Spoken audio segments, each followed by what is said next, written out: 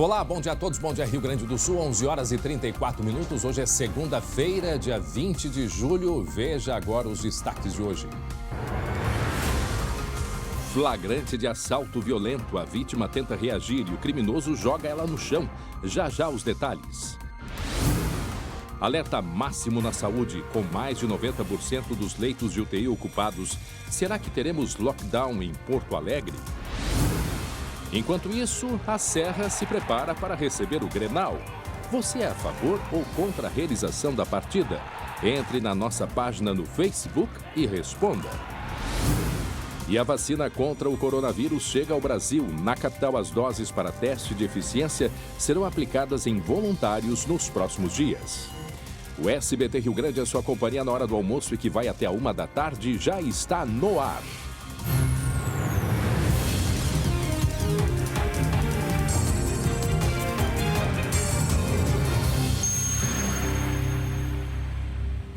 E atenção, 3 quilômetros. Esse foi o deslocamento dos gafanhotos em direção ao Rio Grande do Sul durante o final de semana.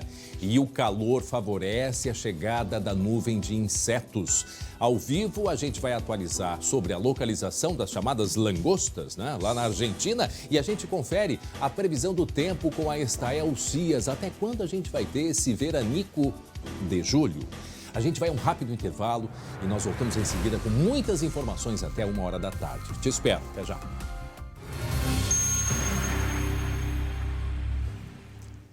Muito bem, já estamos de volta com o SBT Rio Grande, 11h40, faltando 20 para o meio-dia. Daqui a pouco vamos conversar com o prefeito de Porto Alegre, Nelson Marquesan Júnior, sobre a possibilidade ou não de lockdown aqui em Porto Alegre. Nós estamos num momento muito delicado da pandemia aqui no Rio Grande do Sul, especialmente na capital gaúcha, e em seguida nós vamos esclarecer algumas dúvidas com o prefeito. Aí imagens ontem de Porto Alegre, apesar de todo o pedido, de todas as solicitações, muita gente foi para as ruas, né? Ajudando a circular o vírus. Isto que é o que nesse momento se pede para a população para que se contenha, sem deslocamento, haja vista as nossas emergências. Temos aí as imagens de superlotação, o principal hospital do Rio Grande do Sul, que é o hospital referência, hospital de clínicas, mas com 90% da capacidade. Então, daqui a pouco a gente vai esclarecer algumas dúvidas com o prefeito Nelson Marquesan Júnior. Agora, às 11h40, eu tenho um recado importante para vocês. É claro que você já conhece Sedavan Xarope, especialista no tratamento da tosse que ajuda a eliminar a secreção e diminui a irritação na garganta.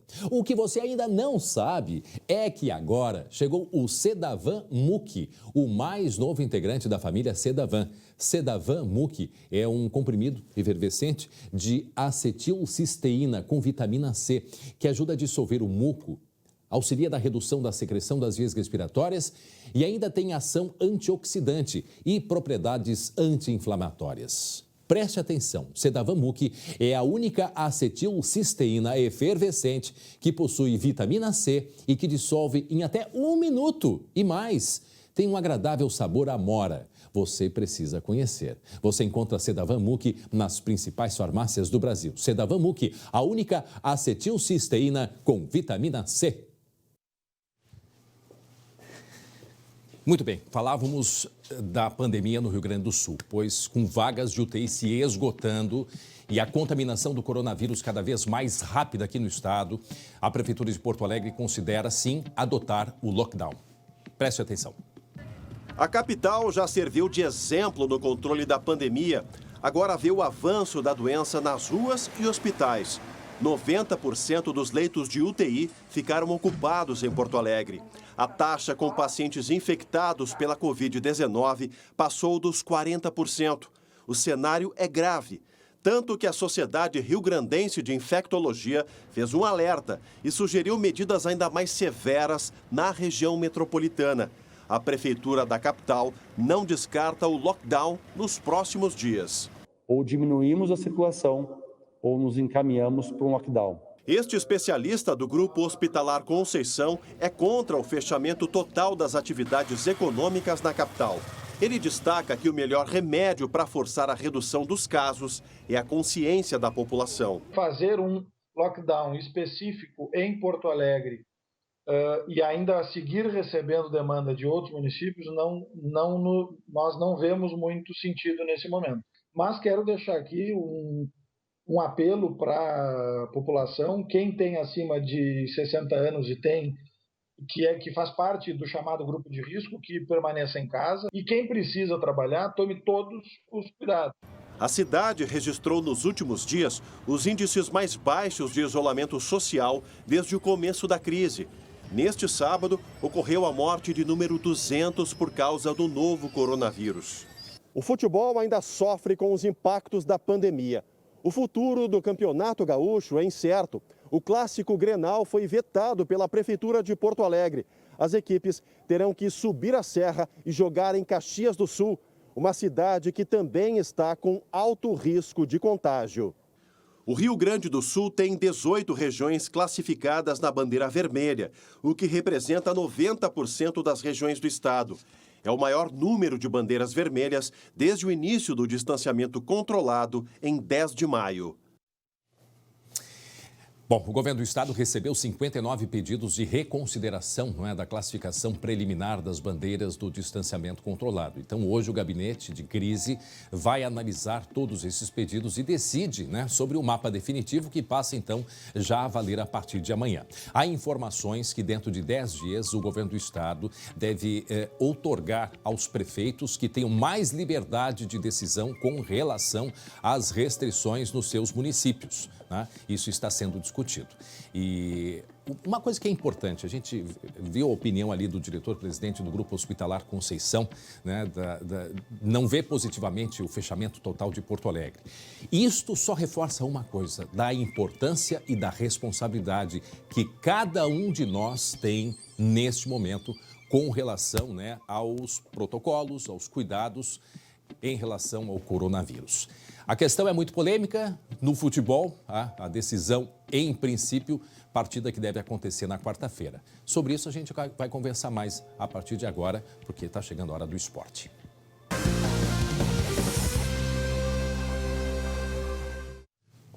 Para Biscoitos Zezé, carinho que vem de família, meu irmão Glauco Paza.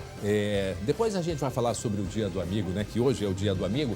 Antes eu quero seguir nessa onda aí, dessa discussão e destas polêmicas, porque no final de semana teve muita discussão a respeito da partida da dupla Grenal em Porto Alegre, fora de Porto Alegre. Novo Hamburgo também proibiu, mais um outro município proibiu, acho que foi São Leopoldo, que proibiu também. Novo Hamburgo, São Leopoldo. Quer dizer, não se sabe ao certo ainda, em princípio deve ser na quarta-feira em Caxias, Glau.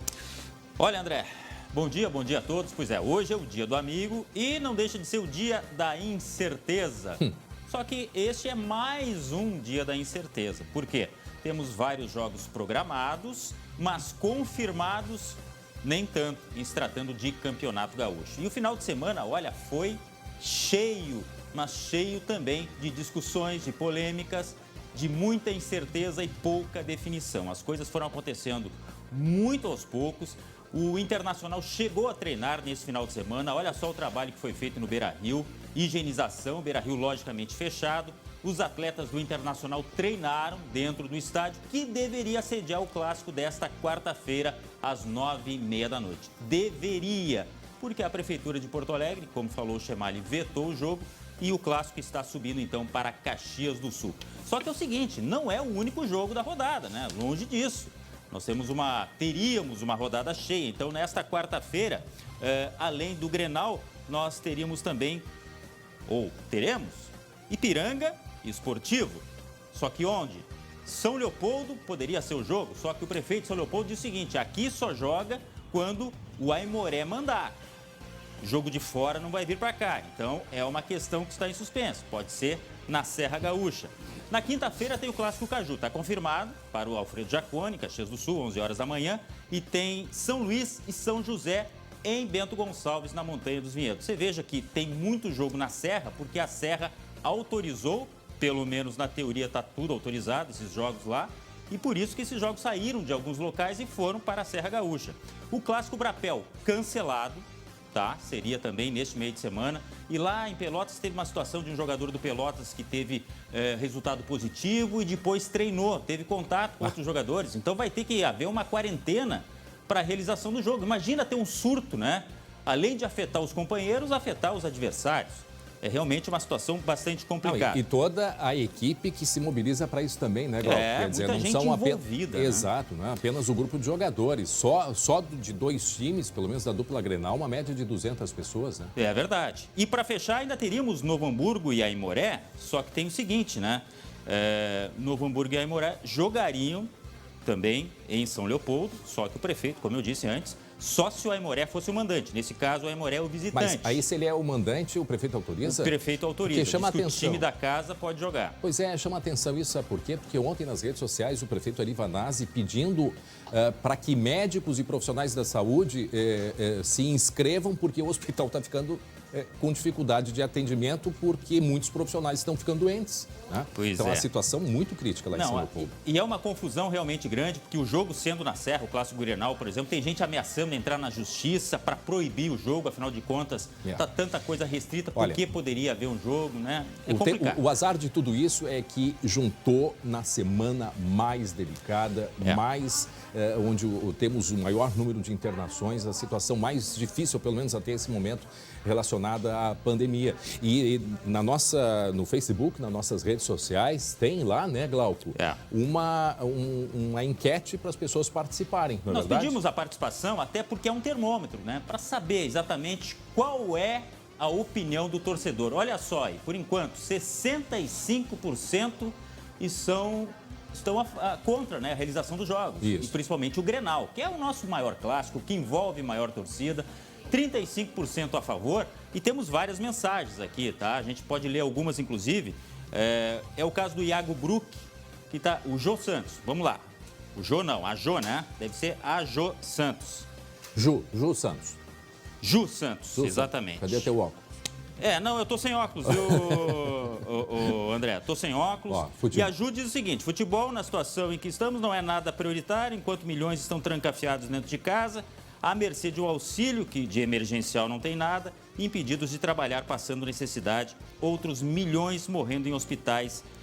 Pelo amor de Deus, né? Nem precisa muita explicação. É a opinião da Ju Santos. Nós compreendemos toda a situação, até porque há muitos profissionais que dependem também do futebol. Agora, é uma situação que pega a todos, né? Muito difícil. Olha, eu imagino, como diz o prefeito Marquesan, é muito ruim ter que negar uma partida aqui, mas mediante esta situação que nós estamos vivendo e também em respeito aos profissionais da área da saúde, porque pelos profissionais se parava tudo, né? Boa parte, pelo menos, porque os hospitais estão ficando sem condições. O que diz o Roberto Schmidt? Tem gente a favor, né? E todas as medidas de segurança impostas de nada valem, é preciso vencer o vírus. Tá a opinião do Roberto, é a favor, mencionando aí as medidas tomadas pelos clubes, que são realmente rígidas, né, André? É que uma coisa é a circulação do vírus, outra coisa são os cuidados que nós temos. E isso eu acho que é importante a gente começar a repensar, né? A analisar. Quando se fala das pessoas ficarem em casa, tá? E eu não estou aqui defendendo nenhuma posição nem outra, estou só trazendo a discussão. E eu acho que é um esclarecimento importante. Uma coisa é o vírus circular. A partir do momento, mesmo que tu te cuidando, né, com todos os protocolos e tu circula, tu pode levar no teu carro, tu pode levar na tua roupa, tu pode levar no teu sapato, e nas tuas mãos e tu não te contaminar. Tu estás circulando, né? Tu estás levando o vírus. Então, essa é a questão também importante que tem que ser analisada. Não é só a questão da higiene pessoal, do protocolo, mas a circulação, né? E, inclusive, isso a gente vai falar em seguida com o prefeito Nelson Marquesan Júnior. E, de qualquer maneira, o Grêmio já está concentrado, já está isolado, o Internacional ainda não, mas deve fazer isso agora.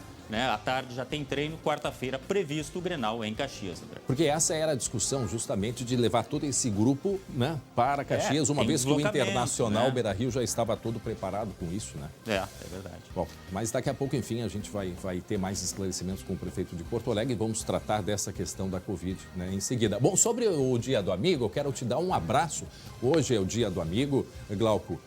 Eu, na sexta-feira, falei dos biscoitos Zezé Carinho, que vem de família. Eu falei que era no dia 26. Não, dia 26 é o dia da avó. Hoje é o dia do amigo, porque foi hoje o dia que o homem pisou na lua. E esse gesto, ele aproxima, né, toda a população. Casualmente, num momento de pandemia em que todos também deveremos estar unidos, né, para enfrentar esse desafio que a gente tem pela frente. E o dia do biscoito, porque todo amigo gosta de comer um biscoito, entendeu? Claro. Então, hoje também é o dia do biscoito. Que Feitos maravilha. os esclarecimentos, o meu abraço aí para ti, Glauco Paza. Outro. Ah, até um beijo pro amigo, ó. Não, pro outro lado. Dá, assim vai na boca. Não, deixa assim. Um abraço forte, tá? Grande. E a todos os nossos amigos, nossos telespectadores, né? Um grande abraço nesse dia 20 de julho, que é o dia do amigo.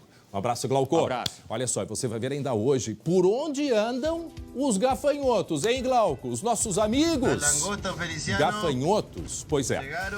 Já já a gente vai atualizar sobre a localização da nuvem de insetos que durante o final de semana ela se deslocou por 3 quilômetros em direção ao Rio Grande do Sul.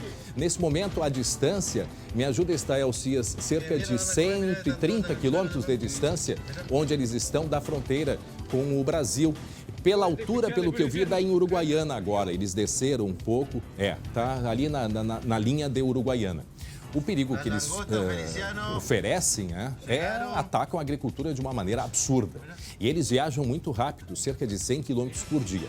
Então, daqui a pouco a gente vai ter alguns esclarecimentos com o agrônomo da Emater a respeito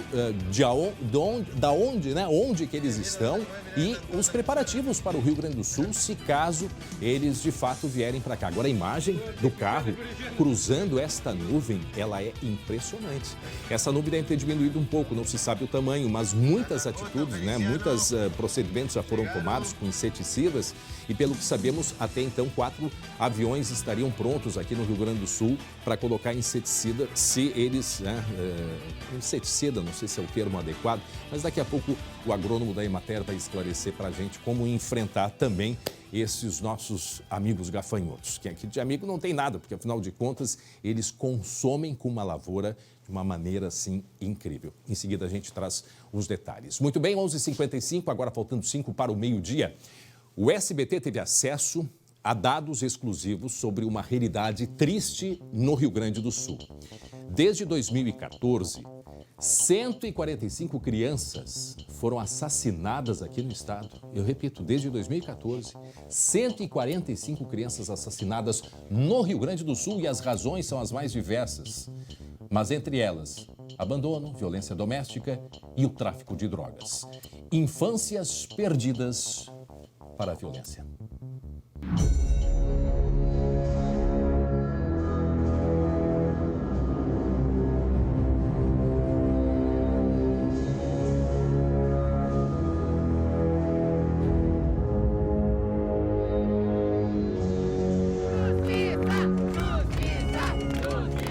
Bernardo Guglione Boldrini, assassinado aos 11 anos pelo pai e madrasta em Três Passos, na região norte, em abril de 2014, depois de procurar ajuda sozinho até do estado. Rafael Matheus Vinques, encontrado morto também aos 11 anos em Planalto, em maio deste ano. 2 casos semelhantes, mas não únicos. Foi difícil criar pelo meu irmão. Os meninos se tornaram símbolos de uma triste estatística que revela o assassinato de ao menos 145 crianças de até 12 anos no Rio Grande do Sul entre 2014 e abril de 2020. Os dados foram obtidos com exclusividade pelo SBT. Veja quais as principais causas e também como a sociedade pode ajudar na reportagem exclusiva do SBT Rio Grande.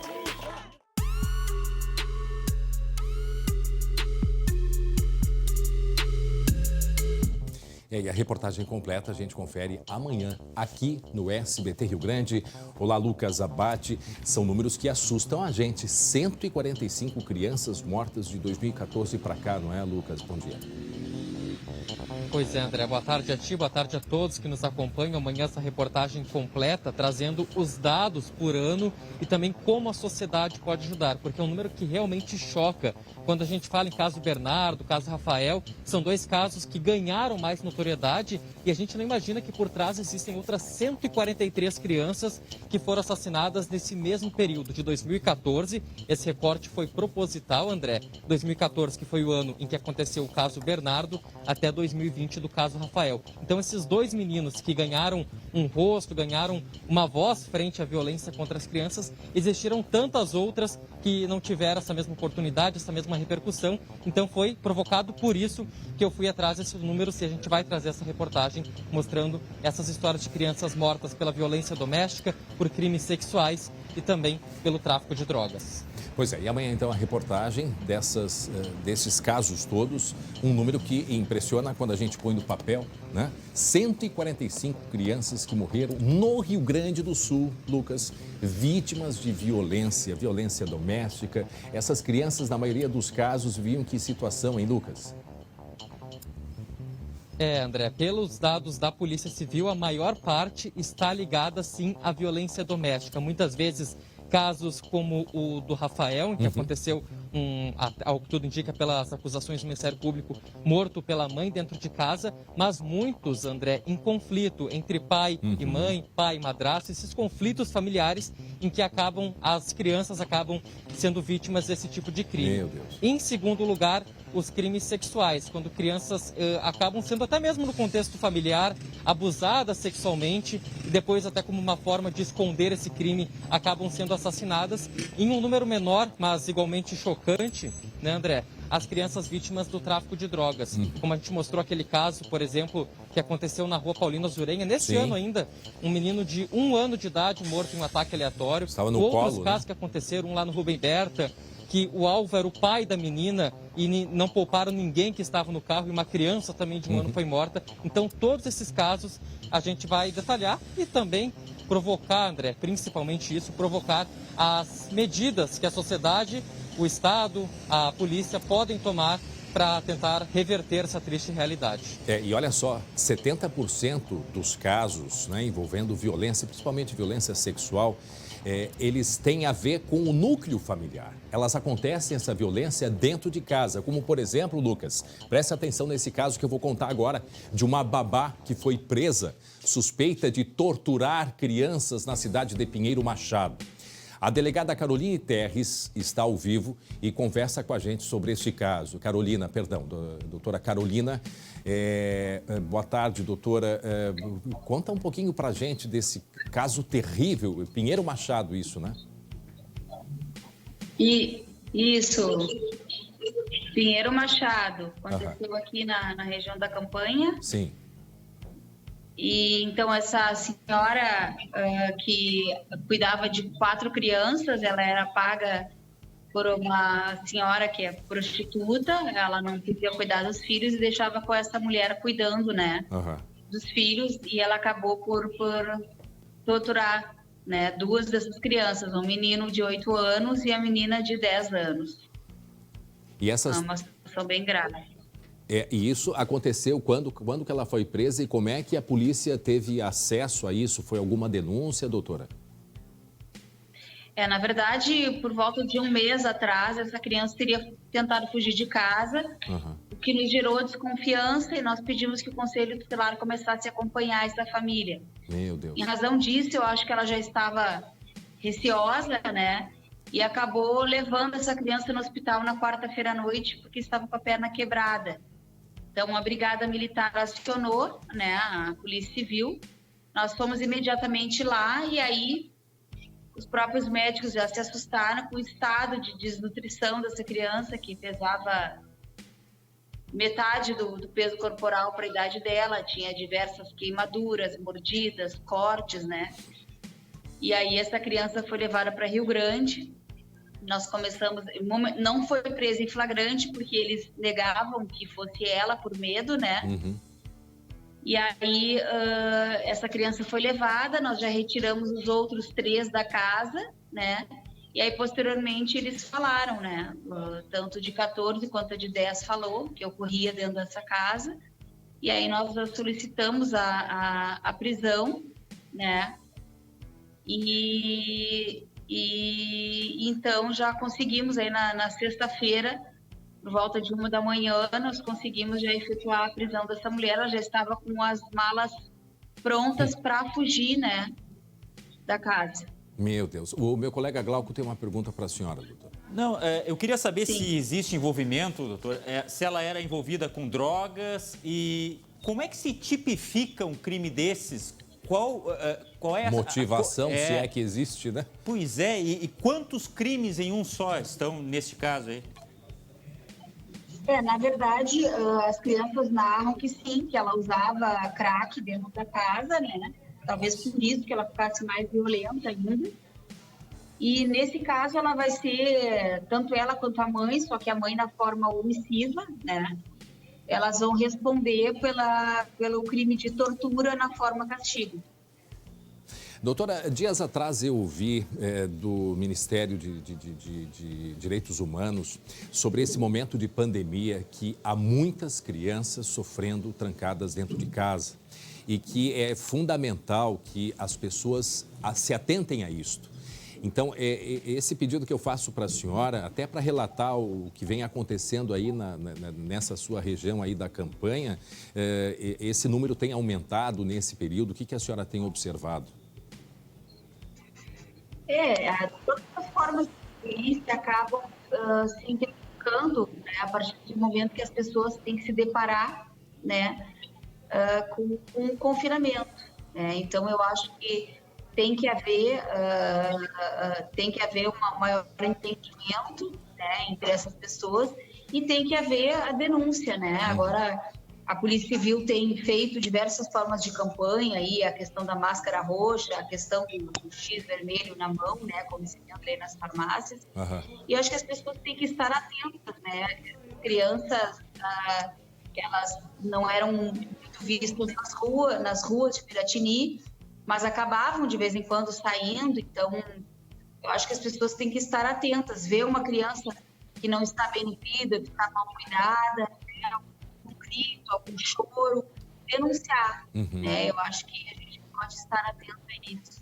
É importante, exatamente, porque diferente, né, das mulheres, as crianças, muitas vezes menores, crianças muito pequenas, não têm condição, né, de sair buscar uma ajuda, né? Então, seria o público mais vulnerável, né, esse público infantil. Bom, para a gente encerrar agora, essas 4 crianças, né, que eram torturadas, aonde elas estão, como é que está o estado de saúde delas, elas estão acompanhadas e a mãe vai ser responsabilizada também, né, doutora? Sim, com certeza.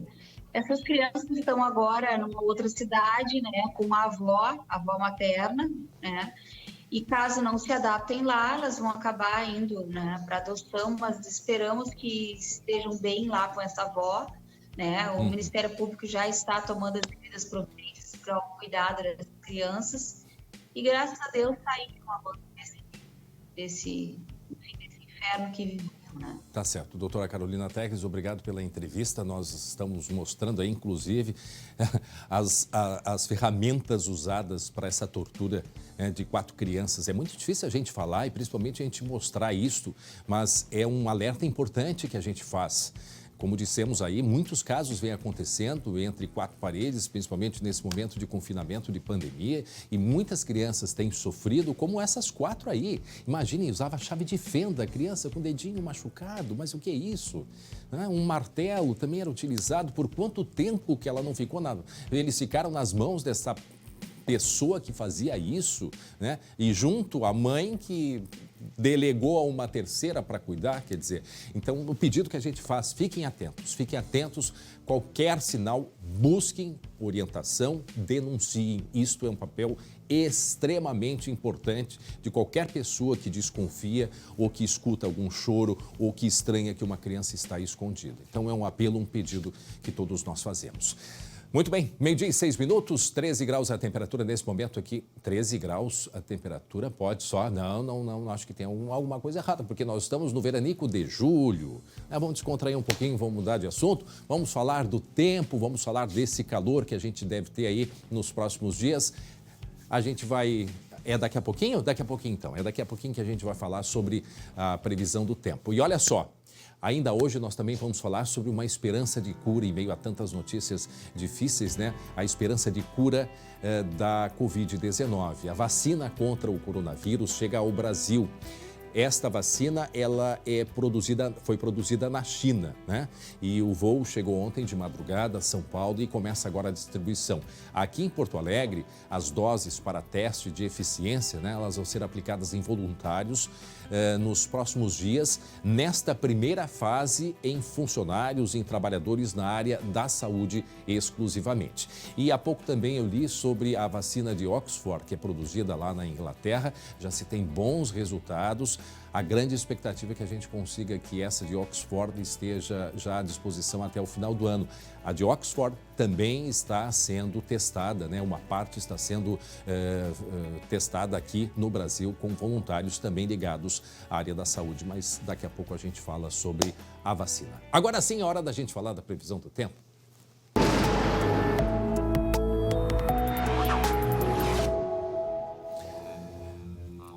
Muito bem, Estael Cias. Boa tarde, Estael. E este calor, todo esse viranico de maio, atrasado, bem brasileiro também, né?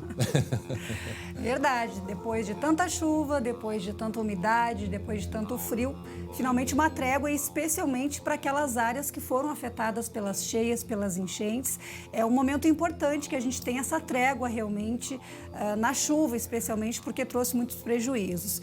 E a gente observa até no comportamento das pessoas que realmente a temperatura mudou muito. Fim de semana nós tivemos 31 graus em Porto Alegre, quase 33 lá em Parobé.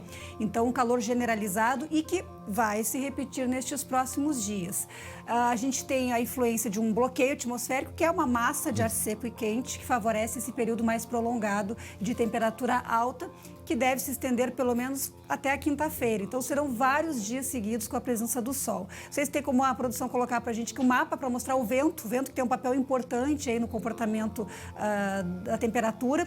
Nós temos aqui vento norte-noroeste, veja, passa pelo Paraguai, norte da Argentina e vai na direção do Uruguai e também aqui do Rio Grande do Sul. Então traz esse ar mais quente da região centro-oeste, sudeste, em direção ao sul do Brasil e pegando a Argentina e também Paraguai. Então funciona como uma espécie de bloqueio, nada consegue avançar aqui mais ou menos da província de Buenos Aires para cima. Até ontem tivemos granizo de médio tamanho, médio, grande porte lá em Buenos Aires, porque a instabilidade está nessa região, né? Bloqueado, justamente porque esse vento norte não deixa nada subir, nem frio, nem chuva. Então vamos seguir assim pelo menos até a quinta-feira. E aí depois de quinta-feira, Estael, já dá para ter uma noção, assim, porque depois desse calor, certamente vem alguma instabilidade com risco de vento. Até porque para conseguir vencer o bloqueio atmosférico é necessário que seja uma instabilidade de uma certa intensidade, que seja forte. Então há risco realmente na quinta-feira, já começando pela fronteira com o Uruguai, mas é na sexta-feira que o tempo vira e vira também a temperatura.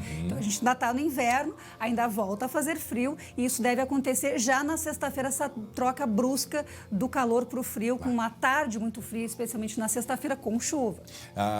Se der para botar o mapa ali do vento, me chamou a atenção ali, Estael, porque o vento ele vem do norte. Exatamente. E aí ele chega na Argentina, não consegue ultrapassar por causa do bloqueio. Sim. E ele envereda para o lado do... curva, né? Para o lado do oceano. E então, quer dizer, é o vento norte aí, o vento que ele faz essa curva. E eu lembrei dos amigos do Glauco, né, Glauco? É isso que tu ia perguntar, Glauco? Não, até não, mas eu lembrei deles. Aliás, eu não esqueço nunca dos meus amigos. Mas eu queria fazer uma outra pergunta para Estael. Os gafanhotos, tá? Para quem não está sabendo quais são os amigos do Glauco. Né? Os nossos amigos. Né? Os nossos amigos. Estael, teve tanto suador em apartamento e casa nesse final de semana. Teve apartamento que parece que diminuiu de tamanho. Suou tanto que ele tinha 100 metros, virou 80, alguma coisa assim. Por que isso? É choque térmico? A gente está livre disso aí, pelo menos agora, não? É interessante mesmo. A gente recebeu muitos relatos nas redes sociais. Por que acontece? Nós tivemos -6 na semana passada, na quarta-feira, e depois veio esse ar quente logo em seguida. Os pisos, as paredes, elas não esquentam tão rápido quanto o ar. Então, o ar quente em contato com as paredes frias, as superfícies frias, faz com que essa umidade que está no ar que a gente não enxerga volte ao estado líquido, a encostar nessas paredes frias e volta a virar água. Então, começa a escorrer mesmo. E depende de outras condições, se é uma região mais urbanizada, uma região mais úmida, da própria umidade do ar. Então, acredito que nos próximos dias, ontem já teve uma melhora melhora significativa, mas nos próximos dias essa condição realmente vai melhorar e as paredes vão parar de chorar. E a primeira impressão é assim, estourou algum cano, né? Nossa, olha aqui, ó. Aí na cozinha, aí na sala, aí no banheiro, então pode ser, o apartamento todo tá estourado. Sim. Tá? Era infiltração. Escorregar, cair também, né? Porque realmente fica muito escorregadio, E dependendo de onde fica a roupa ou algum tecido, molha, né? Exatamente. Aqueles recados na geladeira, geralmente eles se desmancham, não é verdade? Não, e o risco de cair um tombo, hein? Sim. Também tem. O humorista, o Maiquinho, ele tem vai mostrar pra gente sobre o choque térmico, é isso? Hein, Maiquinho? É uma foto que ele fez do choque térmico. Tá aí, ó. Na sexta-feira e no sábado, um dia depois, foi exatamente isso. Exatamente. Né? É o retrato do Rio Grande do Sul nos últimos dias. Foi Perfeito. exatamente. Esse nosso clima é uma coisa incrível, né? Bom, mas aí a gente observando aquele vento que vem do norte, a gente brinca muito com relação aos gafanhotos, mas eles são uma preocupação muito grande, tá aí, ó. E eles estão parados aonde mais ou mostra menos pra nessa gente. região aqui, né? Na altura de Uruguaiana, na província ali de Entre Rios. E aí, justamente, o vento está fazendo a trajetória, todo um corredor de ar quente e seco, que é uma condição meteorológica realmente favorável ao deslocamento deles. Estavam em superfície em razão do frio e da chuva e agora começam a voar. Então, realmente estão posicionados nessa região. E o vento está fazendo exatamente essa trajetória aqui, com ar seco e ar quente. E toda essa região agora, nos próximos dias, não tem chuva e não tem frio. Fica tudo restrito aqui mais ao sul. Eles vão atrás em busca de calor, né? Eles, durante o frio, de barriga cheia, estavam ali quietinhos, esperando. Vem cá, mas esse frio vai passar ou não vai? É quase um gafanhoto do tempo, né? E aí, agora, a preocupação é justamente porque eles já andaram se deslocando. Sim. Sobre os gafanhotos, nós vamos conversar agora com o especialista agrônomo da Emater, o Ricardo Felicetti. Ricardo, boa tarde. Me escuta bem, Ricardo? Boa tarde, desculpa, André. Boa tarde a você, boa tarde a todo o pessoal do SBT. Ricardo, como é que está a situação agora dos gafanhotos? Qual é o risco, assim, de 0 a 10 deles voarem em direção ao estado? É difícil de estimar um risco diretamente assim, né? A questão é que eles estão muito próximos, hoje estão cerca de 112 quilômetros da Barra do Paraí, né, município a oeste, e com as altas temperaturas, como nós vimos agora, a questão de mobilidade dos gafanhotos se aumenta bastante. Portanto, nós temos que admitir que há o risco, sim, de ingresso dessa nuvem, né? Mas a nuvem tem mostrado uma tendência de movimentação para o sul. Só que é uma nuvem, os insetos eles têm vontade própria, nós costumamos dizer assim, e eles podem mudar de direção e ingressar no estado. Existe esse risco, sim. Eles estão divididos, me parece que eles tinham se dividido um pouco, né? Isso se mantém e tem uma outra nuvem já se formando no Paraguai, mas essa não deve vir para cá. Mas é uma característica já isso. A informação que nós temos é que tem algumas divisões, sim, descentralizou um pouco a nuvem, mas eles se mantêm no mesmo agrupamento, né? Tanto é que o Senasa, o Serviço de Sanidade Agropecuária da Argentina, tem informado justamente o posicionamento unitário, como de uma nuvem, certo? Inclusive, eles estão até delimitando o perímetro hoje, em princípio, para entrar com algum controle. Essa nuvem que está se formando no Paraguai é uma região de formação de nuvens, né? Ocorre com certa frequência lá, e então isso de certa forma era esperado. Também está sendo monitorado através do Ministério da Agricultura, juntamente com o Senado, o Serviço de Sanidade Agropecuária do Paraguai e também o da Argentina. Ambos estão monitorando para verificar o comportamento dessa nuvem. Mas a que nos preocupa mais é essa que está nas proximidades aqui na província de Entre Rios, na Argentina. Bom, a pergunta que a gente faz, nós estamos preparados, o Rio Grande do Sul está se preparando, a gente tem informação de 4 aviões, né, para fazer uma pulverização. Qual que é a orientação aqui no Rio Grande do Sul? Nós temos um plano de emergência em operação, né, já implantado, agora na fase de vigilância, né? E temos a preparação da parte da Secretaria da Agricultura, o apoio do Ministério da Agricultura e também as entidades parceiras, né? Temos diversas entidades, como o Sindicato da Aviação Agrícola, disponibilizou aeronaves, temos produtores rurais que estão atentos, né? Toda uma rede de vigilância que está trabalhando na detecção de focos e também empresas que trabalham com pulverização também se disponibilizaram. São quantos então, aviões, Ricardo? São quantos aviões que estão a postos? Não lhe diria que estão a postos, mas o SINDAG disponibilizou ao Ministério da Agricultura em torno de 70 aviões aqui no estado. 70 aviões. E qual é a orientação para quem vive na fronteira, para quem tem plantação? Né? Qual é a orientação e os riscos que esses produtores correm com a chegada desses gafanhotos? Então, justamente o dano nas plantações, né? Então, nós temos aí as plantações de trigo, aveia, cevada, alfafa, pastagem de inverno, foram recentemente implantadas, né? E seria um prejuízo muito grande com a chegada desses gafanhotos, né? Contudo, não podemos fazer nada ainda a não ser vigilar. Então, a orientação aos produtores é que não tomem nenhuma medida desnecessária, a não ser ficarem atentos e informar a Secretaria da Agricultura, através das inspetorias de defesa agropecuária, ou também aos escritórios municipais da Emater, informar qualquer ocorrência, qualquer avistamento de focos de nuvens, né, de gafanhotos, para que a gente possa atuar. Né? Inclusive o Senasa, né, que é o sistema lá da Argentina que faz esse monitoramento, fez um aplicativo para que os produtores, né, a população pudesse comunicar de maneira mais objetiva, mais rápida a circulação, né, desses insetos, né, o que agiliza muito e facilita também, porque até manter contato isso pode ser demorado. Então, não sei se o Rio Grande do Sul pensa nisso, né, num aplicativo para que possa facilitar a comunicação, né, quem observar isso. Sim, o Senasa ele já tem esse programa, né, porque isso é relativamente comum na Argentina. Ano passado, a Argentina teve que lidar com 8 nuvens de gafanhotos, só no ano passado. Então, eles têm um programa nacional de manejo do gafanhoto e a peculiaridade esse ano foi essa nuvem que se deslocou aqui para a proximidade do Rio Grande do Sul.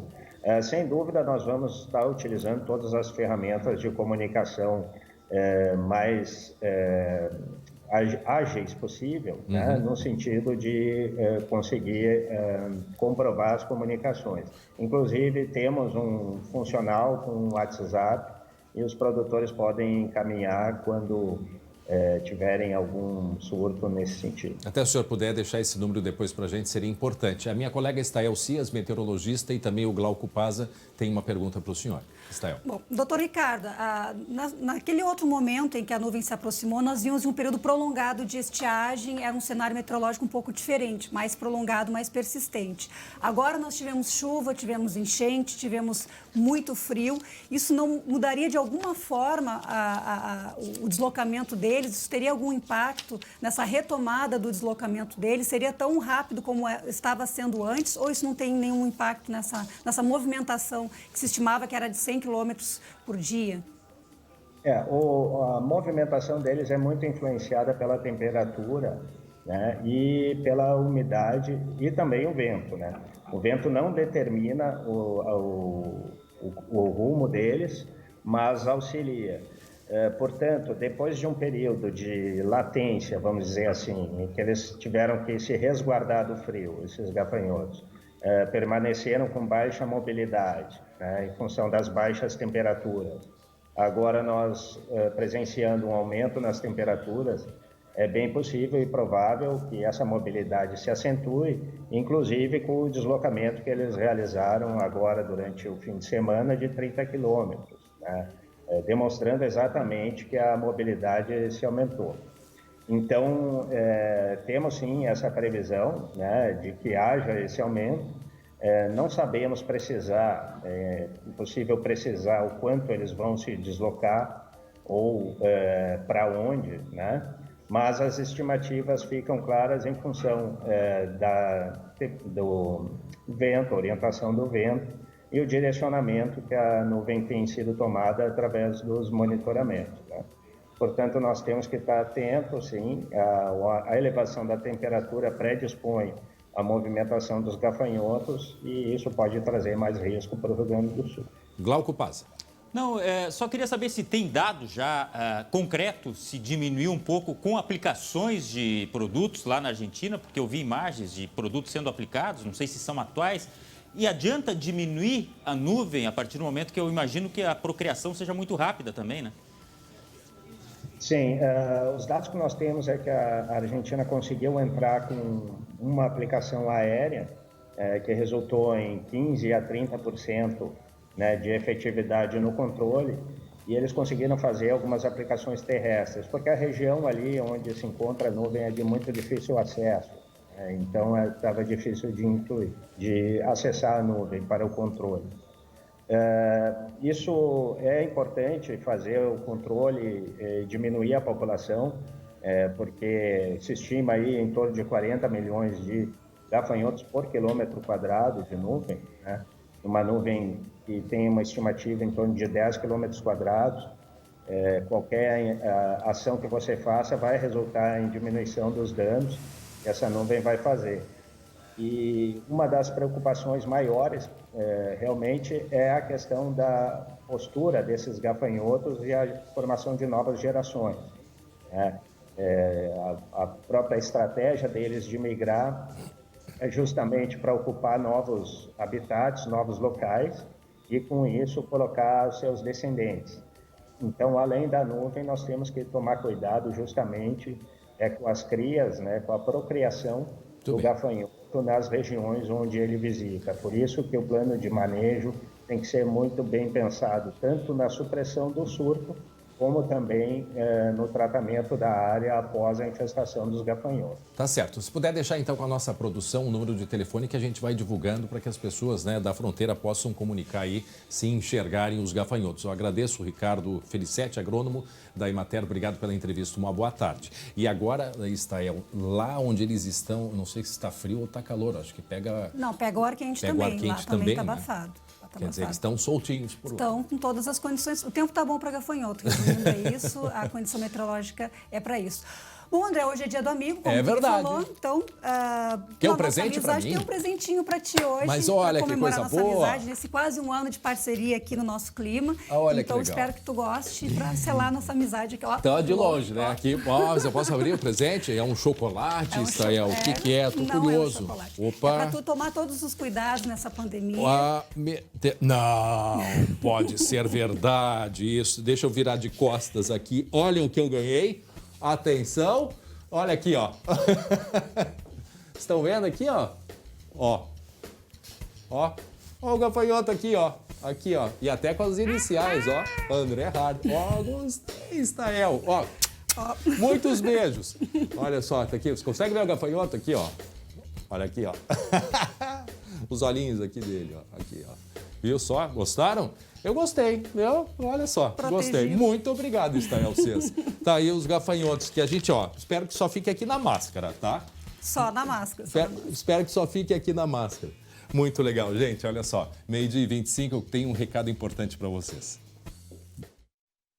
Diante do momento atual, é necessário que todos façam a sua parte para manter-se protegidos e seguros. De acordo com especialistas, os vírus se alojam aqui, ó, primeiro na garganta. Por isso é importante ter um cuidado especial com a garganta e procurar mantê-la sempre saudável. Para isso, você pode contar com as pastilhas Valda. Pastilhas Valda possui ações antisséptica e bactericida que ajudam a proteger a sua garganta. Preste atenção neste recado aqui, ó. Diante do momento atual, é preciso estar protegido. Pastilhas Valda, há várias gerações, vem ajudando na saúde de toda a família. Pastilhas Valda ajuda a melhorar a imunidade e traz alívio imediato na dor de garganta e tosse. Pastilhas Valda, proteção para toda a família.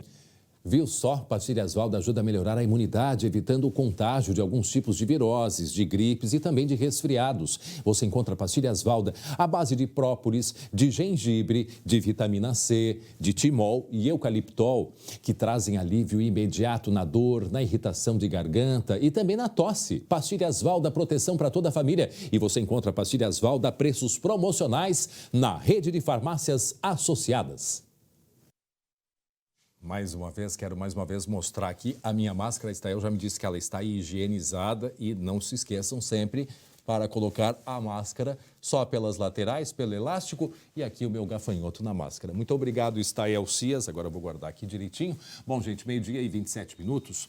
Deixa eu falar sobre as internações em UTI aqui na capital, que já superaram 90% dos leitos. Diante dessa realidade, o prefeito de Porto Alegre, Nelson Marquesan Júnior, disse que a próxima medida para conter o avanço do coronavírus poderá ser o lockdown. Bom, por isso nós vamos conversar agora com o prefeito de Porto Alegre, Nelson Marquesan Júnior, que já deixou claro também, né, prefeito? Me escuta bem? Boa tarde. Estou escutando bem. Boa tarde, André. É um prazer conversar contigo, com todos os telespectadores. Da mesma forma, o senhor disse que lockdown só vai ser decretado se tiver o apoio de todas, né, as entidades da sociedade, hospitais, tudo mais. O senhor já tem esse apoio, prefeito? Olha, André, a gente vive uma situação que a demanda por leitos de UTI está aumentando e nós temos decretos, infelizmente, muito restritivos já para muitas atividades na cidade. Oi, prefeito. Oi, tivemos um corte. A gente só está fazendo uma adaptação aqui rapidamente para tentar recuperar o seu áudio. Me escuta melhor agora? Oi, pode falar, prefeito. Então, nós temos uma situação... Ok. André? Tá bem, pode falar, pode falar. Alô? Pode falar, me escuta? Pode seguir. A gente tem uma situação que é um aumento da demanda por leitos de UTI desde do final da primeira semana de junho, né? Na primeira quinzena de junho, começou a ter um aumento de novo pela demanda de leitos quando a gente estava com muitas atividades liberadas. A gente buscou restringir essas atividades, mas ainda não conseguiu uma resposta da diminuição da circulação do vírus e da demanda por leitos. Então, nós temos demandado ampliação de leitos, conversado com os hospitais, mas os nossos hospitais em Porto Alegre já estão no seu limite de capacidade geral de oferta de leitos especificamente para coronavírus. E não é uma limitação estrutural dos hospitais, né, de espaço, é de todos os serviços que estão em roda, que cercam um leito de UTI. Porto Alegre tem uma boa capacidade de leitos, André. Nós somos a segunda capital em número de leitos de UTI a cada 10 mil habitantes. Então, é uma grande capacidade, né? Se a gente comparar com a Itália, com a Espanha, aquelas regiões que tiveram a pandemia, nós temos duas vezes e meia a capacidade que eles tinham lá. Então, não é um problema de capacidade. Nós não temos como enfrentar uma pandemia somente criando leitos de UTI. É impossível, né, alguém no mundo atender isso. Todo o mundo usa estratégia de restrições. E as restrições atuais, que são muito elevadas realmente, não conseguiram segurar essa pandemia, essa contaminação na cidade, André, porque nos parece que, infelizmente, por saturamento pessoal, né, por esgotamento psicológico ou por até esgotamento financeiro, alguns empreendedores, alguns empresários estão com as suas atividades, mesmo contra a lei funcionando, nós não estamos atingindo os índices de isolamento, André. Então, a realidade é, ou a gente aumenta o isolamento com os atuais decretos ou pelo lockdown, ou nós vamos ter pessoas falecendo em Porto Alegre sem um atendimento adequado. E o senhor não tiver esse apoio, por exemplo, ontem a circulação em Porto Alegre ficou em 53,6%, quando o objetivo é 55%. Isso que era um domingo, quer dizer, as pessoas poderiam ficar em casa, não precisavam nem se deslocar e trabalhar. Ou seja, ficou abaixo, né, do ideal, né, da meta da prefeitura. Sendo assim, prefeito, o senhor vai aguardar de fato o apoio dos demais setores, ou quando a gente corre o risco, de fato, de ter o fechamento aqui em Porto Alegre? É para hoje, para amanhã, semana que vem? André, nós temos aqueles negacionistas, né? Os que negam a pandemia e que não se importam com as mortes, né? Para eles, o que importa é o discurso e não a vida. Para nós, o que importa é a vida. E eu sei que muitas pessoas que estão debatendo alternativas, às vezes debatem alternativas equivocadas, né? E se perde muito tempo com isso. Então, a gente retirando as fake news, retirando as agressões pessoais, os interesses eleitorais, retirando os negacionistas, a gente quer falar com o restante da população e das lideranças, da imprensa, dos hospitais, dos empresários, para a gente buscar alternativas para ampliar o isolamento. Sem essa decisão que é da cidade, sem o convencimento da cidade, é impossível apenas por decreto a gente fazer um lockdown total por 1 ou 2 semanas, né? Assim como é possível garantir, André, que nós teremos com um lockdown de 1 ou 2 semanas a solução absoluta para que a gente possa reabrir a cidade daqui a 2 semanas. É uma pandemia, é um vírus, André, e não existe o tal de pico. O pico existe quando se perde o controle e pessoas morrem sem atendimento. E é contra isso que a gente tem lutado e contra isso que a gente tem que tomar essas medidas muito amargas, infelizmente. O Glauco tem uma participação, né, Glauco? Prefeito, boa tarde. Em relação, logicamente, ao futebol, que impacta muito também, né, tudo que foi decidido, vocês têm, além de futebol, têm recebido muita denúncia de aglomerações e como é que está sendo feita essa fiscalização nesse momento? Glauco, está sendo feita da forma mais triste possível, quando a gente tem que autuar pessoas ou empresários, quando a gente tem que multar, interditar empreendimentos, encaminhar para a Polícia Civil para ter um inquérito e possivelmente um processo penal, aplicar uma multa em alguns veículos ou nas empresas de ônibus. É da forma mais triste que isso está acontecendo. Nós gostaríamos de ter a colaboração da sociedade. A gente sabe que o nosso objetivo não é multar, não é processar, não é encaminhar para a polícia, né? Mas é a medida que nos resta hoje para tentar, de alguma forma, coibir ou até estimular ou repreender aquelas pessoas que não seguem o isolamento. Mas não é o que nós gostaríamos de estar fazendo. Nós gostaríamos de ter o engajamento da sociedade. E a gente sabe que são momentos já difíceis, mas a gente também percebe que, ou entende que o mais difícil é perder vidas por falta de atendimento. E em relação a isso, a gente não vai abandonar, né, essa causa, a causa de salvar vidas. Agora, hoje nós estamos no limite das nossas estruturas hospitalares. Pois é. Agora, prefeito, assim, desculpe a minha insistência, mas eu também quero falar para aquelas pessoas que colaboram, para aquelas pessoas que se mantêm dentro de casa. Que são muitas, André, que são muitas e merecem o nosso reconhecimento. Exato. Aquelas que sabem que o simples deslocamento, né? Porque eu mesmo disse há pouco, uma é a questão da higiene, do álcool em gel, que eu estou passando nesse momento aqui na minha mão, o distanciamento, isso é uma coisa. A outra coisa é a circulação por si só. A gente ir ao supermercado já é o suficiente, né, para correr o risco de levar o vírus junto. Tem muitas pessoas que estão colaborando e eu queria que o senhor falasse para essas pessoas, mas bem objetivo, prefeito. Sim, se não acontecer tal coisa, a partir de amanhã é lockdown. Ou então, não, eu dependo de tal coisa. Para que isso fique claro, porque isso exige também uma programação, né, de todos nós, de empresários, da sociedade de um modo geral. Bom, André, eu vou falar os dados e eu vou dizer que eles podem nos levar a um lockdown e que esse lockdown só será efetivo se nós tivermos o apoio da sociedade. Se os decretos atuais estivessem sendo cumpridos, provavelmente nós não precisaríamos de um lockdown. Então, não adianta tomar medidas administrativas que não têm o apoio e a compreensão das pessoas. Esse é um fato. O fato real é: nós temos avançado a demanda por leitos e se isso continuar avançando, nós vamos levar os médicos a terem que decidir quem será atendido e quem vai morrer sem atendimento. E nós estamos fazendo o máximo de medidas para evitar essa decisão para os nossos profissionais da saúde, André. Quanto mais colaboração a gente tiver de todos os líderes para não passarem sinais equivocados para a sociedade, mais a gente consegue evitar essa situação. Eu não tenho um número objetivo para te dar, André. Isso vai ser amanhã ou depois da manhã. Nós teremos mais conversas hoje, amanhã, durante o dia, buscando o apoio das lideranças. Quanto mais incompreensão das lideranças, mais risco de vida os habitantes de Porto Alegre correm. Dentro de 10 dias, prefeito, há uma possibilidade do governo do estado relaxar delegar aos prefeitos, né, que regionalmente no seu município abram algumas exceções.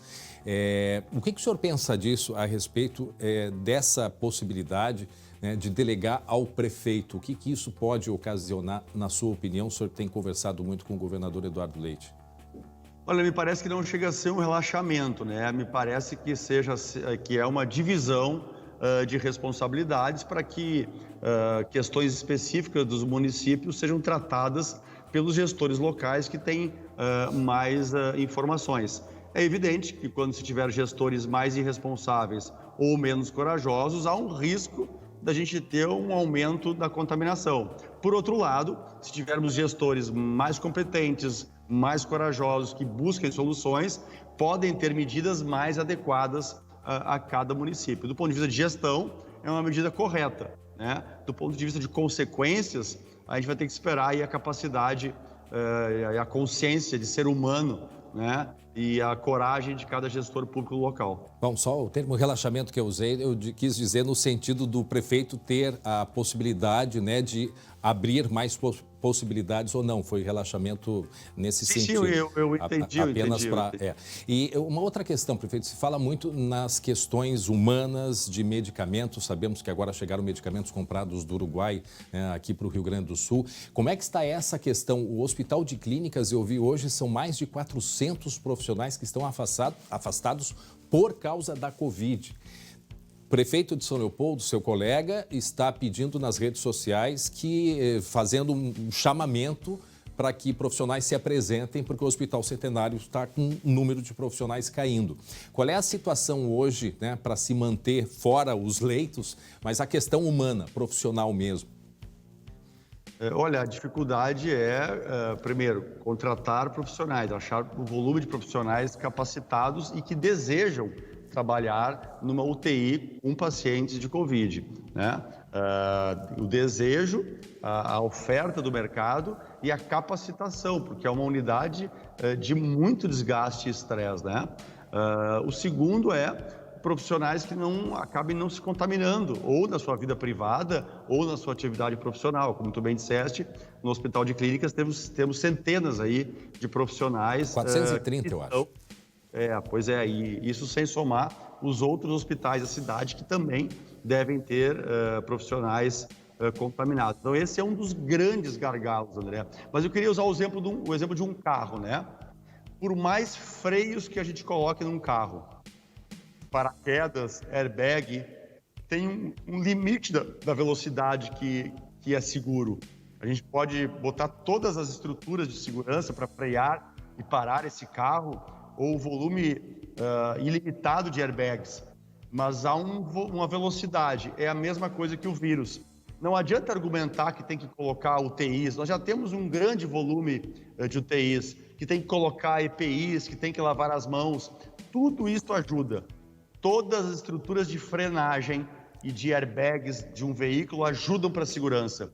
Mas se esse veículo ultrapassar a velocidade limite de 100, 200, 300 km por hora, não haverá segurança. É a mesma coisa da velocidade de contaminação do vírus. Se ela não for segurada, se ela tiver uma grande aceleração, não há nenhuma estrutura que segure o número de mortes de uma cidade. Pelo que você vê, então, o problema maior hoje não é a falta nem de médicos, nem de remédios, nem de leitos, mas a falta da conscientização das pessoas, que é muito triste.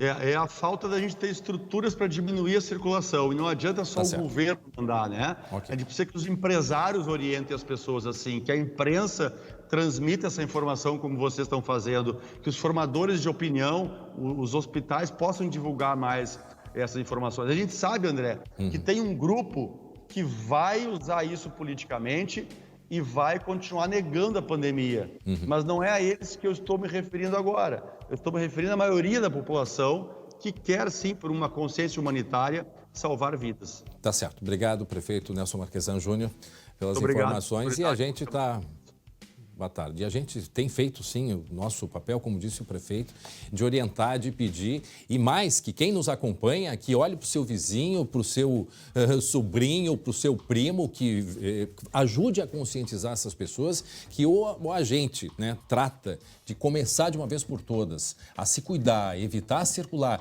O que eu vejo de gente indo em grupo para supermercado.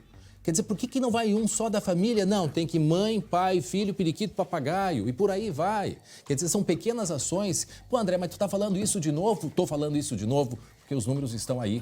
E pelo que o prefeito fala, do jeito que nós estamos, se hoje já está em 90%, por exemplo, no clínicas, mais 2, 3 dias isso vai estourar.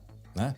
E muitas pessoas, infelizmente, só começam a acreditar quando vai chegando perto a doença. Para que chegar nesse ponto? Então, o pedido que a gente faz, a conscientização de cada de cada cidadão é muito importante nesse momento, principalmente. Bom, agora, 12h42, e ainda hoje a gente vai mostrar o flagrante de um assalto violento. Olhem só a imagem. A vítima tenta reagir e o criminoso joga no chão.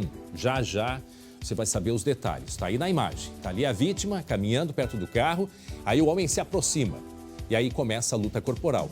De dentro do carro, olha só, na porta do carro ela empurra a vítima, que quase bate com a cabeça, inclusive, ali no meio-fio. Daqui a pouco a gente traz mais detalhes e informações.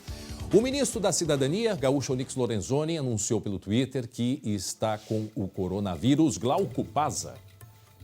Usou as redes sociais, o ministro Onyx Lorenzoni disse que fez o teste e comprovadamente agora está com Covid-19. Isso foi atestado nesse resultado que ele obteve, tá? E ele já está fazendo uso de cloroquina, ivermectina, alguns medicamentos e, segundo ele, está bem, não tem sintomas mais fortes, mas a divulgação foi oficial, então não se sabe exatamente qual foi a fonte de contágio, né? Lembrando que o presidente da República, Jair Bolsonaro, também está com a Covid-19, André.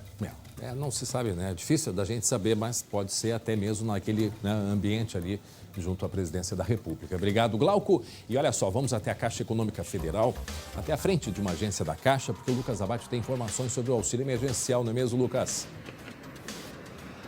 Pois é, André, mais uma parcela do auxílio emergencial começou a ser paga nesta semana. Quarta parcela começou a ser paga hoje para os beneficiários do Bolsa Família, que tem o número de identificação social UNIS terminado em 1. Amanhã é para o grupo do NIS 2 e assim sucessivamente, diariamente, um grupo a cada dia vai ser liberado para receber auxílio emergencial pelo Bolsa Família. Já para os demais, que são aqueles do cadastro único e também que fizeram o cadastro pelo aplicativo do auxílio emergencial, o pagamento vai começar de uma nova parcela, vai começar na próxima quarta-feira, dia 22. E como é que vai funcionar, André? Porque agora a Caixa fez uma mudança bastante significativa na forma de pagamento e liberação desse recurso. Na próxima quarta-feira, os nascidos do mês de janeiro vão receber a parcela. E a parcela que vai ser depende do lote que a pessoa está enquadrada. Por exemplo, as pessoas que já receberam a terceira vão receber na quarta a liberação da quarta parcela e assim sucessivamente também. Então, dependendo do lote, a pessoa vai receber uma nova liberação de recurso na próxima quarta-feira, isso para os nascidos no mês de janeiro. Esse movimento aí na frente, Lucas, tem informação se é para o auxílio emergencial ou são outras demandas? Pois é, André, as filas voltaram para frente das agências da Caixa Econômica Federal. Até nessa aqui da Avenida Bento Gonçalves, onde eu estou nesse momento, tem cerca de 20 pessoas na fila. Não é um movimento muito expressivo, mas um pouco mais cedo eu passei por outras agências, como a da Avenida Farrapos, bem próxima à Avenida Sertório, que é uma agência que costuma atrair mais gente, e por lá tinha uma fila bastante significativa, com certeza ao menos 50 pessoas aguardando por lá. Algumas para o auxílio emergencial, perguntei aqui por cima para algumas pessoas, algumas para o auxílio emergencial, mas outras também para outros serviços que só podem ser resolvidos nas agências da Caixa. Mas muitos que estão pro auxílio emergencial está ligado, André, aquele problema no aplicativo Caixa Tem, muita gente relatando instabilidade no aplicativo, então a alternativa que eles acabam vindo até aqui, não podem esperar, tem dificuldade de conseguir a liberação do recurso, então acabam vindo até uma agência da Caixa Econômica Federal para fazer a liberação ou obter informações sobre esse recurso. Olha só, Lucas, acabei de entrar aqui no aplicativo Caixa Tem, né? E para entrar a gente tem que ficar numa sala de espera. Aqui, ó, horário previsto para entrar no aplicativo, 13 horas. É uma alternativa que foi encontrada pela Caixa Econômica Federal por causa dessas instabilidades, mas a gente tem muitos relatos, André, de pessoas que aguardam nessa fila, quando chega no seu momento, não conseguem fazer movimentações, acessar informações básicas no aplicativo. Então acaba sendo que muitas delas acabam vindo até aqui. Inclusive tem relatos de pessoas que foram ao supermercado, fizeram as compras, chegaram no caixa, na hora de habilitar o cartão de débito virtual, tiveram problemas, ficaram com as compras paradas por ali. Então uma instabilidade generalizada que está no aplicativo Caixa Tem, e mesmo com essa fila virtual, muita gente relata problemas ainda depois, já dentro do aplicativo. Bom, para quem está chegando agora, Lucas, resumindo, quais são as principais informações sobre o auxílio emergencial? Resumindo que a quarta parcela começa a ser paga hoje para os beneficiários do Bolsa Família com o NIS terminado em 1, e que na quarta-feira os beneficiários do mês de janeiro vão receber a próxima parcela desse auxílio de R$ 600. Tá certo, obrigado Lucas Abate pelas informações. 12h e 47 minutos. Olha só, a empresa gaúcha de rodovias, a EGR, tem atendimento médico emergencial em todas as praças de pedágio. E eu passo seguidamente e observo, e elas estão lá. Preste atenção. Atendimentos a feridos em acidentes, infartos, motoristas com pressão alta e até partos já foram realizados pelas equipes de socorristas que atendem nas 14 praças de pedágio da EGR em todo o estado. Cada pedágio tem uma ambulância como esta, completa. As equipes têm um enfermeiro e um técnico de enfermagem, como Júlia, que além de socorrista, é condutora da ambulância, com toda a capacitação necessária. Foi um sonho que eu tinha de antigamente, eu fiz o técnico de enfermagem, e aí eu fiz a categoria D para poder dirigir a ambulância, e tenho o curso de condutor de veículo de emergência e outros mais cursos. Com a pandemia, as equipes de socorristas passaram a trabalhar também na Operação Pit Stop Covid-19. O Pit Stop é uma ação preventiva voltada para os caminhoneiros que são abordados em 8 praças de pedágio da EGR. Pode medir a pressão arterial, ele pode pedir a temperatura, ele pode medir a fase de oxigenação do sangue e também ele aqui recebe álcool gel, ele recebe água para que ele possa continuar a sua viagem com toda a certeza de que ele não está infectado e com toda a certeza que ele possa continuar fazendo o seu trabalho. O mais importante para nós é a prevenção. Se a gente tivesse prevenção, a gente evitaria muita coisa lá na frente, né? Se muita gente verificasse sua pressão, parasse, desse um tempinho, a gente tivesse acesso à prevenção, seria muito melhor, evitaria muito acidente e muitos males, né, lá na frente. 12h49, põe na tela aí um roubo a malote em Palmeira das Missões. Foi flagrado por uma câmera de segurança, não é mesmo, Glauco? Isso mesmo, André. A imagem mostra aí, ó, a mulher saindo com um pacote na mão, né? Que na verdade é o malote com o dinheiro. Ela estava saindo em direção ao carro dela quando foi abordada por esse indivíduo aí que estava de boné e máscara. A vítima se aproximou, pegou esse malote aí, né? Houve uma reação ali. Segundo a Brigada Militar, este homem tinha na mão algo parecido com uma chave de fenda. Era com isso que ele ameaçava. Ela até tentou resistir, houve ali um princípio de briga, ela foi derrubada no chão, como dá para ver também na imagem, levantou logo em seguida, tá? Mas a vítima, por sorte, não se machucou. Isso aconteceu na tarde de sexta-feira. O criminoso pegou esse dinheiro aí e fugiu. A Brigada Militar ainda está tentando identificar quem é esse homem, por isso divulgou as imagens agora para tentar ver se alguém aí colabora, inclusive, para localizar este criminoso. Agora, para quem está chegando, estamos mostrando aí o roubo de um malote que aconteceu em Palmeira das Missões e a gente observa o Glauco. Viu que a pessoa, ela está caminhando, a gente vê que ela está assim, quietinha no canto, né? Ela está com o dinheiro ali e está protegendo. Agora, será que esse criminoso não sabia que ela estava carregando esse dinheiro? Porque ele foi certeiro naquele envelope, porque geralmente o malote, né, ele é maior. A gente tem a ideia que são aquelas caixas, né, de tecido, o malote com dinheiro. Mas não, esse aí foi muito discreto, né? O malote é a forma de falar com que é o resultado do exercício, né? Que é o dinheiro relativo a um determinado período que ele é levado provavelmente para ser depositado numa agência bancária. A polícia trabalha com essa possibilidade de que o homem estava ali observando e já conhecia a rotina, inclusive, tá? Por isso sabia que ela poderia estar saindo justamente naquele momento ali. Mas não se sabe exatamente ainda quem é esta criatura que cometeu este crime aí. E tu viu o que ela fez com o malote? Na hora que ele ataca ela, ó, naquele momento ali, ela joga pra cima o malote e ele foi correndo, pega na frente do carro e engata uma primeira e se vai embora. E ela correu o risco, né? Por isso que eu frisei aqui, a boa notícia é que ela não sofreu lesão. Claro, isso caiu seria no chão, né? Isso seria o suficiente, né? Claro, alguém poderia desferir ali simplesmente, se é realmente uma chave de fenda, um golpe de chave de fenda, por exemplo. E aí esse cara foi embora e foi-se com o dinheiro junto. Sumiu no mundo.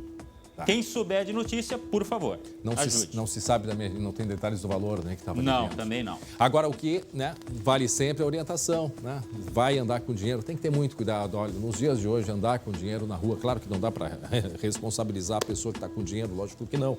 Mas é um cuidado redobrado que a gente tem que ter nessas horas aí. Infelizmente, né? É verdade. Muito bem, Glauco. E olha só, a polícia prendeu 5 criminosos envolvidos em roubos e clonagem de veículos aqui em Porto Alegre e região metropolitana. Um dos suspeitos agrediu com coronhadas um coronel reformado da Brigada Militar durante o roubo de carro que aconteceu no mês de maio. Os 5 alvos da operação foram presos em Porto Alegre, Alvorada e Eldorado do Sul. Um deles, de 24 anos, é apontado pela polícia como um dos mais perigosos e suspeito de assaltar e agredir um coronel da reserva da Polícia Militar de 81 anos no bairro Floresta, em Porto Alegre. O crime aconteceu em maio. Já houve agora o reconhecimento pessoal positivo, com certeza, do coronel reformado da Brigada, com 81 anos de idade, né?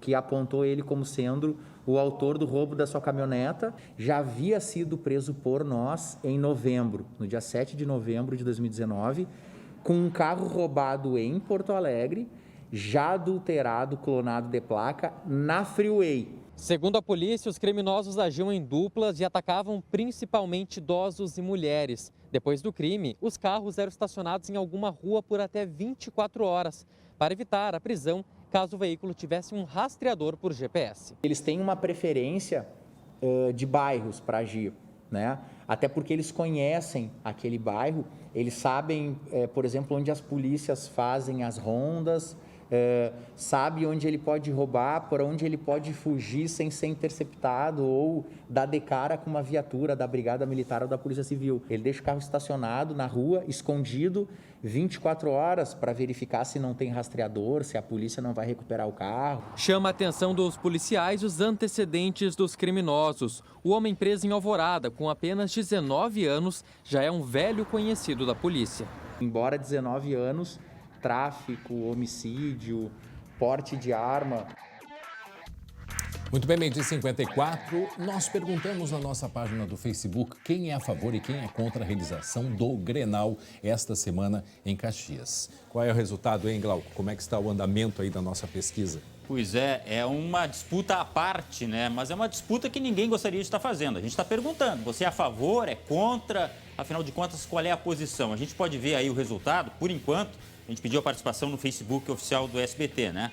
Vamos ver na tela aí se aparece aí o mapa com o resultado parcial desta votação. Não temos? A participação incrível, né? O número de pessoas. A gente já está programando aqui, em seguida vai aparecer. Porque, e é na impressionante, verdade, assim, né? Como as pessoas, elas... isso é muito polêmico, se discute muito isso, porque, por um lado, se entende a importância do futebol na vida das pessoas, dos profissionais, mas, por outro lado, é o pior momento que nós enfrentamos da pandemia, né, Glauco? 67%, né? Deu para ver ali no percentual, né? Das pessoas contra a realização de um clássico Grenal nesse momento, porque, afinal de contas, é um momento de exceção e a gente está ficando em casa, a pedido, inclusive, das autoridades, e aí, de repente, vai ter um evento, que é o que todo mundo diz que é muito difícil de controlar, mesmo que seja fechado, né? Tem muita gente aí manifestando suas opiniões, né? Na nossa página, no SBT. O Iago, por exemplo, só para ter uma ideia, o Iago Bruck disse o seguinte: sou a favor porque o Beira-Rio, como o presidente do Inter falou, é um dos estádios mais bem cuidados, com testes, enfim, limpeza. É o Iago Bruck aí, ó. Um abraço a todos. Mas não convenceu a prefeitura, isso, todos os cuidados que foram tomados, não houve, assim, né, um acordo da prefeitura, o prefeito falou há pouco aí, então é de se respeitar, tem que se respeitar. Agora, se vai acontecer lá na Serra o protesto, como está muita gente prometendo, até dos empresários, é difícil de saber. A Vivian Becker querem fechar todo o comércio, hospitais lotados, crise por todos os lados. Futebol vai ajudar em quê? Só para irem para bares, juntar pessoas em casa e por aí vai. Sou contra. E esta é uma das alegações, inclusive, da prefeitura. Por quê? Porque não vai ter torcida no estádio, pelo menos teoricamente, né? Ali ao redor, ninguém sabe quanta gente poderia se reunir, mesmo com o distanciamento do perímetro aquele. Mas nos bares, nas casas, quanta gente se aglomerando? Difícil de saber. O fato é que em outros estados está tendo campeonato, né, André? E aí, quais foram os resultados? Também é de se ver quais foram os resultados em outros estados. Agora, que clássico é um jogo à parte? Isso é. É difícil de controlar o torcedor, André. Vamos mostrar de novo ali, vamos mostrar como é que está o... Para quem está chegando agora, nós fizemos no Facebook uma pergunta sobre a realização do Grenal, né? E incrível, bastante gente, claro que não é uma pesquisa científica, não é uma pesquisa de opinião, está lá para quem quiser participar. E aí a gente tem, né, Glauco? 64% contra, né? 36% nesse momento. Lembrando que à tarde sai, ou deve sair a tabela. Tem muito jogo indefinido ainda, tá? O Grenal, a princípio, está confirmado, quarta-feira, 9h30 da noite, no Estádio Centenário, mas tem jogo ainda que não está definido, não tem local definido e a tabela deve sair agora à tarde, André. Reina grande expectativa. Vamos aguardar. Ô Glauco, na sexta-feira as notícias nos atropelaram, aí a gente teve várias, foi uma correria total, mas o que é importante, a gente não falou o nome, quem ganhou aquela cesta, né, aquela sacolinha de biscoitos, lembra que a gente... é verdade. Eu tenho aqui o nome é Glauco de Oliveira, não pode ser tu, é a Nicole Mendes Martins, do bairro Cavalhada, aqui de Porto Alegre, um beijo grande, vai ganhar a cesta das Biscoitos Zezé. E olha só que boa notícia, né, Glauco? Termina o programa, a gente vai terminar o programa de hoje, o SBT Rio Grande, com a notícia de que chegou ao Brasil na madrugada a Coronavac. Fala pra gente. É a vacina que vai ser testada por aqui. Elas chegaram nessa madrugada no aeroporto de Cumbica, em São Paulo. A remessa deve ser distribuída pelo Instituto Butantan para testes. O Hospital São Lucas da PUC aqui deve receber em torno de 800 doses. E participam dos testes, André, somente voluntários da área da saúde por estarem mais expostos ao vírus. Existem algumas restrições, não pode ter tido já infecção pela Covid-19, não pode estar grávida no caso da mulher ou pensar em estar grávida nos próximos dias, tá? Mas esses testes vão começar a ser feitos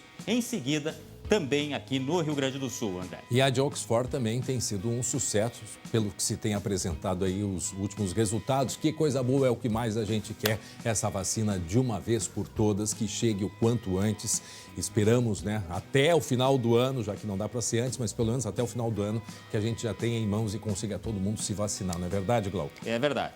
Então também vamos ficando por aqui às 19h20, segunda edição com Marcelo Chemali. Obrigado pela audiência, pela companhia. Até amanhã. Tchau, Glauco. Tchau. E a todos, feliz Dia do Amigo. Tchau, tchau.